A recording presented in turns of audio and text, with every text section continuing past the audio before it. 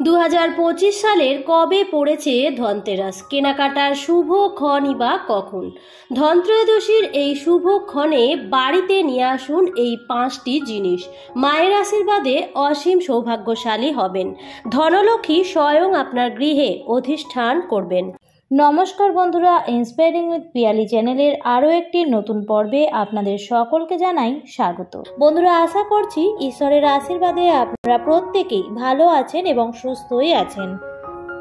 সামনেই আসতে চলেছে ধনতেরাস। কার্তিক মাসের কৃষ্ণপক্ষের ত্রয়োদশী তিথিকে ধনতেরাস বা ধন ত্রয়োদশী বলা হয়ে থাকে।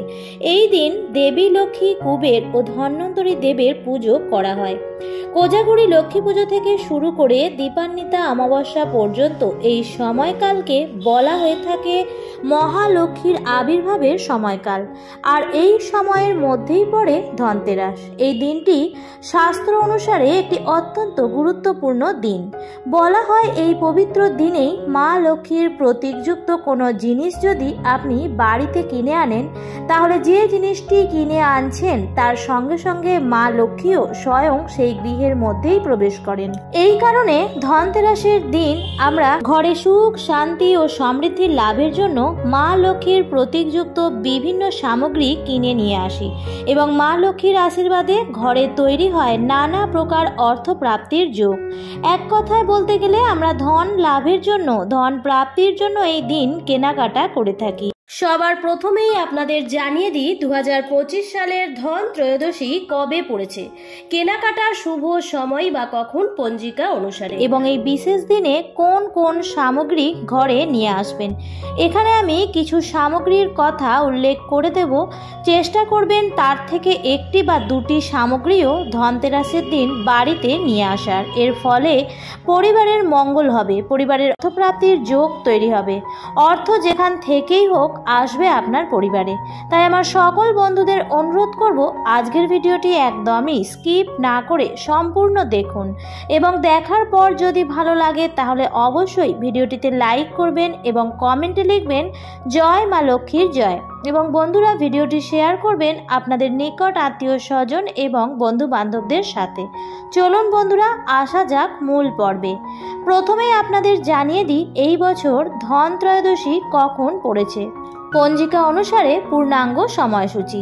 ধনতেরাস পড়েছে বাংলার 31শে আশ্বিন 1432, ইংরেজির 18ই অক্টোবর 2025 শনিবার দিন। ত্রয়োদশী তিথি লাগছে দুপুর 1:21 থেকে এবং থাকবে রবিবার দুপুর 1:54 পর্যন্ত। ধনতেরাসের কেনাকাটার সব থেকে শুভ মুহূর্ত হচ্ছে 18ই অক্টোবর দুপুর 1:51 থেকে 3:18 পর্যন্ত। এই সময়ের মধ্যেই সোনা, রূপো, বাসনপত্র, দেবদেবীর মূর্তি আপনার বাড়িতে আশীর্বাদ, সৌভাগ্য ও সম্পদ নিয়ে আসবে। আর ধনতেরাসের পুজোর শুভ সময় হচ্ছে 18ই অক্টোবর সন্ধ্যা 7:44 থেকে রাত্রি 8:41 পর্যন্ত। বলা হয় ধনতেরাসের দিন মূল্যবান ধাতু বা সোনা বা অন্য যে কোনো জিনিস কেনা হয় তার জৌলুসে আকৃষ্ট হয়ে মা লক্ষ্মী স্বয়ং আসেন গৃহস্থের বাড়িতে। পৌরাণিক কাহিনী অনুসারে ঋষি দুর্বাসার অভিশাপে স্বর্গ লক্ষ্মীহীন হয়ে পড়লে স্বর্গের দেবতারা প্রজাপতি ব্রহ্মার কাছে ছুটে যান। তখন প্রজাপতি ব্রহ্মা মৈনাক পর্বত নিয়ে তাদের সমুদ্র মন্থনের উপদেশ দিয়ে থাকেন। এই কাজে অসুরেরা ও দেবতারা সম্মিলিতভাবে সমুদ্র মন্থন করে থাকে এবং সমুদ্র মন্থন করার সময় সমুদ্র গর্ভ থেকে মা লক্ষ্মী পুনরায় ধন সম্পদ সহ আবির্ভূত হয়। আর এভাবেই পুনরায় দেবলোক মা লক্ষ্মীকে লাভ করেন।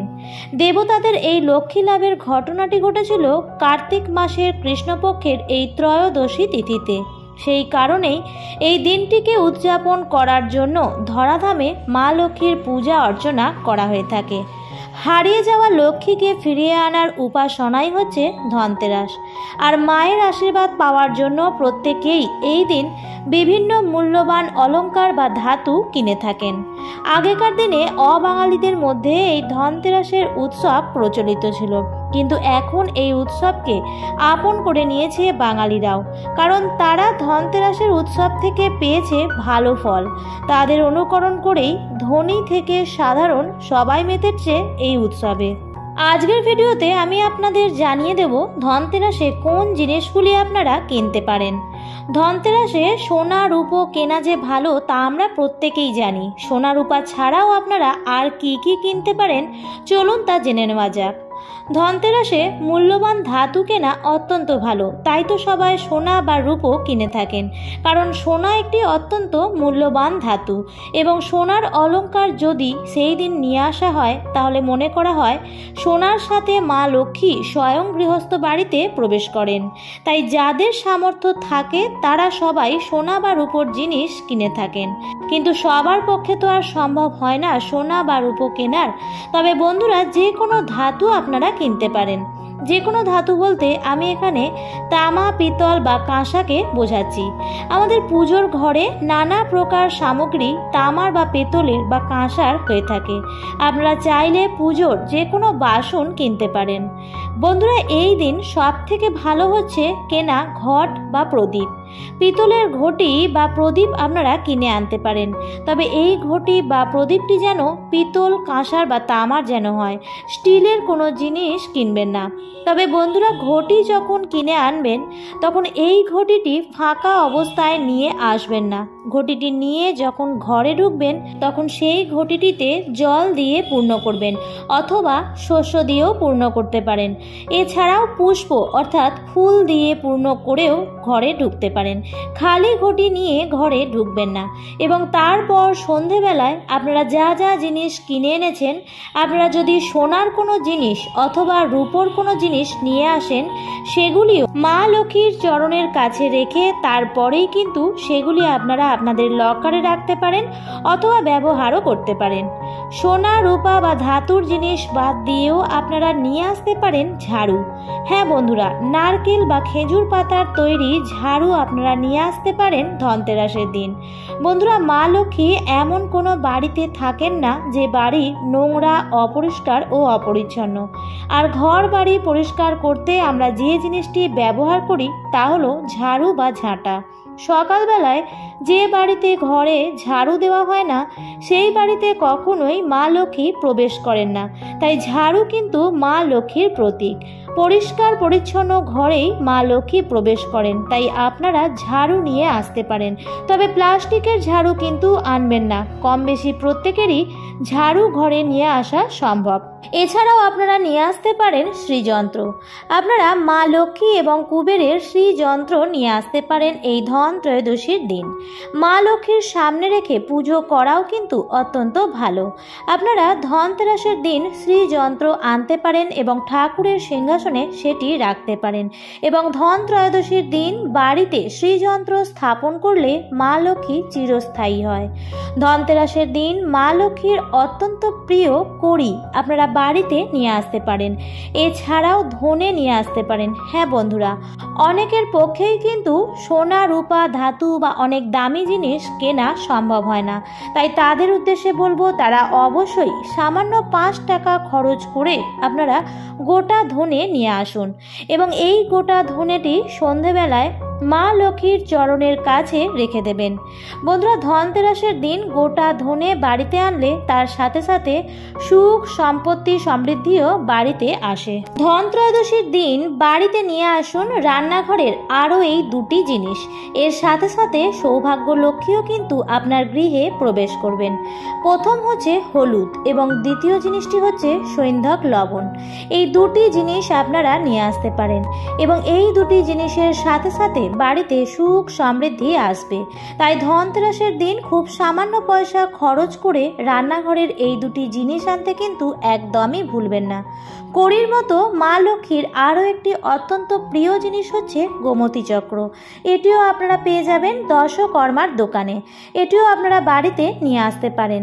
আর আমরা তো প্রত্যেকেই জানি যে মা লক্ষ্মী পদ্মাসনা, তাই পদ্ম ফুলও মা লক্ষ্মীর অত্যন্ত প্রিয়। আপনাদের পক্ষে যদি সম্ভব হয় ধন ধনতেরাসের দিন একটি পদ্ম ফুলও বাড়িতে নিয়ে আসতে পারেন। কিন্তু যদি পদ্ম ফুল না পান বন্ধুরা, তাহলে পদ্ম বীজ নিয়ে আসতে পারেন। মা লক্ষ্মীর প্রিয় কড়ি, গোমতী চক্র এবং পদ্ম বীজ, এই তিনটি জিনিসই খুবই স্বল্প মূল্যে আপনারা দশকর্মার দোকানে পেয়ে যাবেন। আপনাদের পক্ষে যদি সম্ভব হয় তাহলে পদ্ম বীজের মালাও আনতে পারেন। মা লক্ষ্মীকে পদ্ম বীজের মালা পরাতে পারেন এবং মা লক্ষ্মীর সামনে ধন ত্রয়োদশীর দিন সন্ধেবেলায় প্রদীপ ধূপকাঠি জ্বালিয়ে যে জিনিসগুলি আপনারা কিনে এনেছেন সেই সমস্ত কিছু মায়ের চরণের কাছে নিবেদন করবেন। সারা রাত কিন্তু মায়ের চরণের কাছেই সেই জিনিসগুলি রেখে দেবেন। এইভাবেই ধন ত্রয়োদশীর দিনটি পালন করবেন। বন্ধুরা, ধন ত্রয়োদশীর দিন ভুল করেও আপনারা কোন কোন জিনিসগুলি কিনবেন না সেই সম্বন্ধে আমি পরের ভিডিওতে আলোচনা করব। আজকের ভিডিওটি এই পর্যন্তই। তাই ভিডিওটি দেখে যদি ভালো লাগে তাহলে অবশ্যই লাইক, কমেন্ট, শেয়ার করবেন বন্ধুরা। আর যদি আপনি এই ভিডিওটি আজ প্রথম দেখে থাকেন এবং আরও এই ধরনের ভিডিও যদি আপনি পেতে চান তাহলে অবশ্যই চ্যানেলটিকে সাবস্ক্রাইব করে আমার সাথে থাকবেন। আবার দেখা হবে পরবর্তী ভিডিওতে। ভালো থাকবেন, সুস্থ থাকবেন। ধন্যবাদ।